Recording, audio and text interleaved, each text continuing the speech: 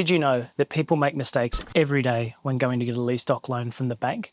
A lot of people misunderstand exactly how they're supposed to be structured and what you can do to get longer terms and lower interest rates. Stay tuned for more. Now, one of the biggest misconceptions when it comes to lease doc loans is how the serviceability is calculated. When calculating the serviceability of a lease doc loan, we're looking at the net rental income and comparing it against the sensitised amount of interest that will be due on the facility.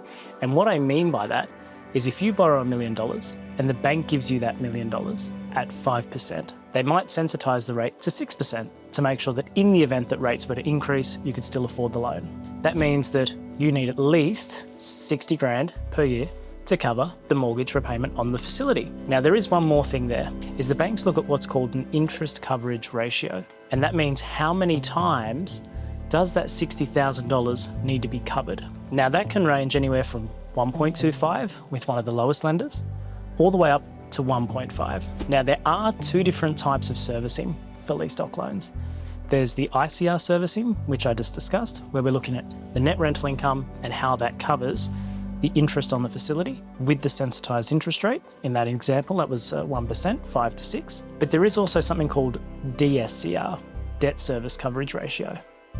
That's when we're looking at how many times does the net rental income from the property cover the repayment if the repayment was principal and interest. So it's a slightly different formula. It's similar to a normal mortgage and how that may be calculated, but we're essentially looking for 1 to 1.2 times under a DSCR servicing. Now, the lenders that offer DSCR are generally some of the non-bank lenders, whilst some of the bank lenders, like our majors, they offer the ICR servicing. In some instances, we can look at a facility without directors' guarantees. What that facility is generally called is a non-recourse lend, and that's where we don't have personal guarantees back to the directors for the facility. This is very common when we're looking to do syndication and we want to use a lease doc style loan without reliance of income from directors.